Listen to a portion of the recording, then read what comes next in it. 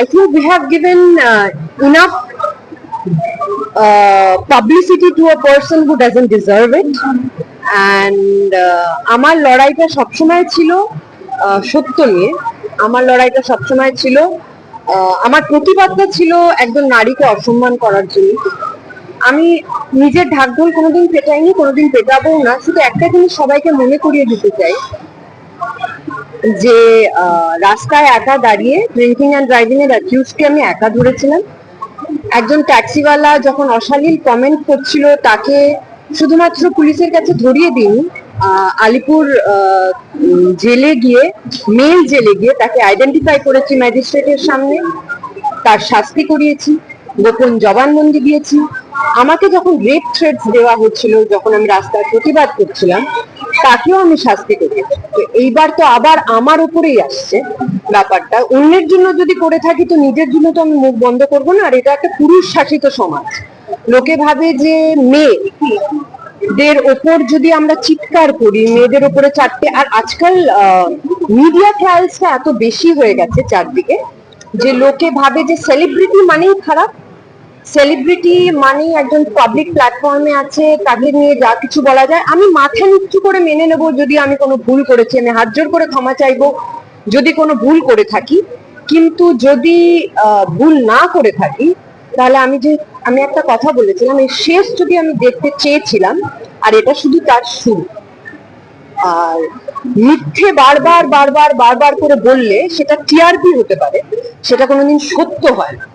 আর আজকে আমি নিজের জন্য দাঁড়াইনি। আর আমি আজকে একটা গ্রাম থেকে উঠে এসেছি, তো সো আমি আজকে 15 বছর, 2010 ধরো, 2009 থেকে কাজ শুরু করেছি, 2010 ধরে নি, আজকে 2026-এ দাঁড়িয়ে আছে। একটা লোক ইন্ডাস্ট্রি, তোমরা আমাকে এত বছর ধরে দেখছো, একটা লোক ইন্ডাস্ট্রির এটা বলতে পারবে না মিমি চক্রবর্তী কোথাও 5 মিনিট লেটে এসছে। কোনো ডিরেক্টর বলতে পারবে না, কোনো প্রোগ্রামে কোনো অর্গানাইজার বলতে পারবে না, কোনো দেয়। This is not my first programme.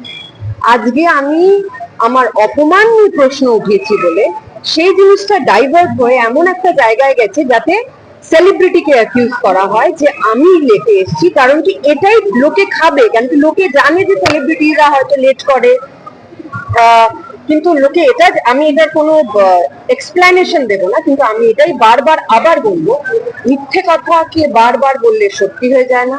Police কেসটা দেখছে এবং বাকিটা কোর্ট দেখবে, এবং সত্যর জয় সারা জীবন হয়েছে, হবেও। আর আমার ভয়েস কেউ নিচে করতে পারেনি আজ অব্দি, পারবে না।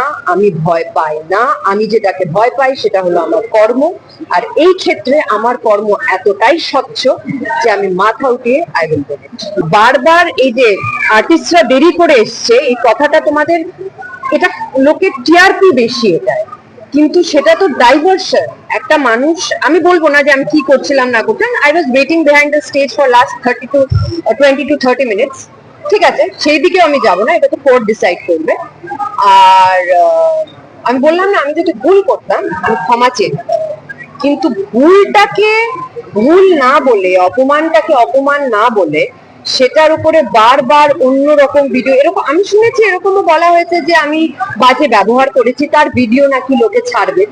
সেটা তো যাই হোক ছাড়া হয়নি, কারণ কি সেরকম কোনো ভিডিও নেই। এটাও বলা হয়েছে যে, আর কি কি বলা হয়েছে, বলা হয়েছিল যে সম্বর্ধনা দেওয়া, ও ইয়েস, সম্বর্ধনা দিতে দিনই, যেটার ভিডিও চারদিকে আছে, যেখানে আমাকে সম্বর্ধনা দেওয়া হচ্ছে। এবং যে মেয়েটি আমাকে সম্বর্ধনা দিয়েছে, সেই মেয়েটি আমাকে, তার মেসেজও আমি ইনস্টাগ্রামে পোস্ট করেছি।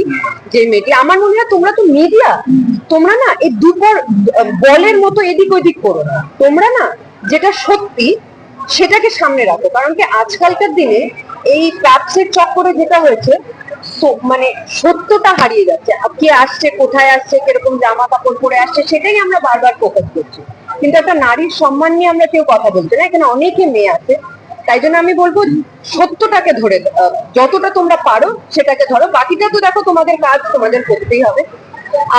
আর আমি কিছুই বলতে চাই না। আমি তো এটাই বললাম, এটা সবে শুরু, এটা শেষ। আর আমার বয়স দেখো, আমার এই যে সবাই বলছে না, এতে যেটা বললাম, মিডিয়া যেটা খায় আর কি, সেটাই টিআরপি। আম, শুধু আমার সাথে তো হয়নি, আজকে যদি আমি চুপ করে যাই তাহলে তুমি ভাবো তো এই বাচ্চা বাচ্চা মেয়েগুলো যারা প্রোগ্রাম করে, এবং আমাকে, আমি নাম নেবো না, এরকম আমার কাছে অনেকজনই ফোন করেছে যে আমার সাথে এটা হয়েছে, আমার সাথে এটা হয়েছে। আমরা, তাহলে তোমরা বলছো না কেন? এই যে আমরা বলছি না পরে যদি আমরা কাজ না পাই, পরে যদি এটা হয়, পরে যদি এটা হয়, তো এটা আমার আওয়াজটা এরকম সবার জন্য। তোমাকে নাকি বাড়ি যেতে বলা হয়েছে, Yes. তুমি যাওনি বলে সেই বহিঃপ্রকাশিত, এটা কি? আমি তোমাদের একটা জিনিস রিকোয়েস্ট করবো, 1:1 কোয়েশ্চেন আনসার আমরা করবো না, কারণ কি আমি আবার বললাম fake publicity, we have given them enough. একটা খারাপ মানুষের অনেকটা পাবলিসিটি দিয়ে ফেলেছি। আর এটাই বলতে চাই যে ভগবানের নাম করে রুদ্রাক্ষ পড়লে ধার্মিক হওয়া যায় না, ধর্ম কর্ম থেকে হয়, কর্ম স্বচ্ছতা এবং সত্য দিয়ে হয়। তো let the court decide what is